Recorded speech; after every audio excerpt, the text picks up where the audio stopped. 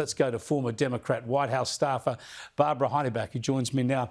Barbara, great to talk to you again. As someone who's lived through those tumultuous 60s and as a lifelong Democrat, and you've seen the horrors of political assassinations and division on the streets of the US, what did the weekend's events erupt in you? What is your interpretation of what's unfolding now? Yeah, well, thanks for having me, Chris. Lifelong Democrat. One more time, I need to stress, I didn't leave the Democrat Party. It left me because it's not the party that it was back in the 60s. You know, I remember when my dad was so excited about voting every year, and especially once every 4 years. And I was a little girl in the car with mom and dad for a couple of hours in the winter in November going to the polls. And we were fighting for serious freedoms. When JFK was assassinated, I was a little girl then, and I watched on television and I saw and tried to follow a little bit what was going on, and remembered he and Jackie walking down Pennsylvania Avenue the day of the inauguration, and then hopping out and coming to the White House and the arena there, and everyone welcoming them into the White House. And it was a new day for America. And then shortly thereafter, at the assassination, we followed for the whole weekend. I remember things were shut down. And then fast forward to when Martin Luther King Jr. was assassinated. By then, I was in university at Howard University, Washington, D.C., coming home from university that night. I think it was a Thursday in 1963. 1960, when was it? 1968 for Martin Luther King. And coming home, and all of a sudden I heard bullhorns and police up and down the streets. There's a curfew, get home. I went home for a few minutes. I was scared to death, first time away from home, and tried to run down to my boyfriend's house. And I got pepper sprayed, fell on the curb, and it really does make you dizzy and all. And there was a bloodbath in Washington, D.C. The slogan was "Burn, baby, burn." Well, people were fighting for their rights. It was the wrong thing to do.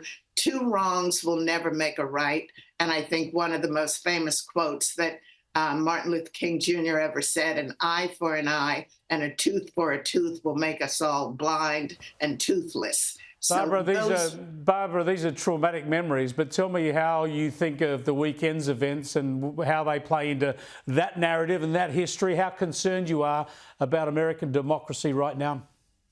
I'm terribly concerned, Chris, because you can't have it both ways. And just as you were trying to get from Bob Carr, he refused to talk about all of the rhetoric that has come from the Democrat side for the last 8 years. Hillary called anyone who was wearing a red hat, said you're deplorables. And then we have we have Biden talking about democracy will end as we know it.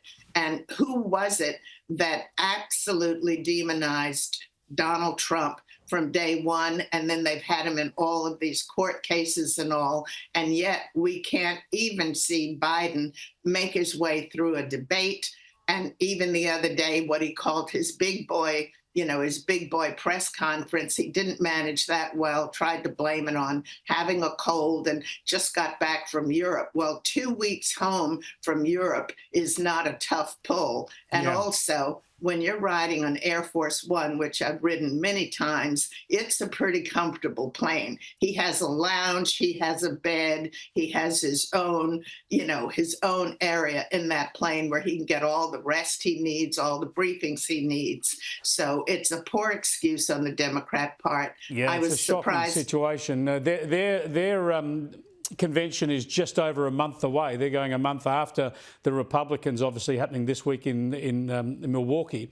You would obviously like to see Joe Biden retire, perhaps a new ticket emerge at that convention. Is Kamala Harris up to the job, or who do you see as who should carry the mantle for the Democrats? I don't want to laugh, but to answer the first part of your question, is she up for the job? I am awfully sorry to say Kamala has failed at the job. She won't read her briefing books. She was given the appointment of being the czar of the border. We're almost 4 years in now, and she has yet to make it to the border. 2 years in, she did go down about 20 miles from the border and had a little conversation with a few people in Texas. She still didn't see the border. And we have listened to the rhetoric from both Kamala and the president when during the night in 2020, Kamala came out and said there's no problem at the border, and she encouraged the illegals to continue to come. So if not her, who? Pardon me? So if not her, who? Kamala encouraged the illegals to come. Sure. Sorry, then, but if she, who should the Democrats seek to put at the top of the ticket for this election? I really believe that Biden's going to try to stick it out, because when you look around, who can they put at the top of the ticket now? And if he were to step down during their Democrat convention, it would give others an opportunity to at least go for the position if they want it. And I don't know if Nikki Haley's going to try to do it again. If she was given the opportunity, I think she would. She on the wrong side, well, Nikki Haley. She's a Republican. That's right. What am I thinking? Nikki, I'm sorry. I'm getting confused myself. But the Democrats, I can't think of one person who would be strong enough, at least at this point, to pick up the baton and carry it forward. Keep an eye on Gretchen Whitmer, I think. We'll see what happens. We're just about out of time there, Barbara, so we appreciate your time. Catch up again soon. Barbara Heineback there, who worked back in the Jimmy Carter White House for the Democrats.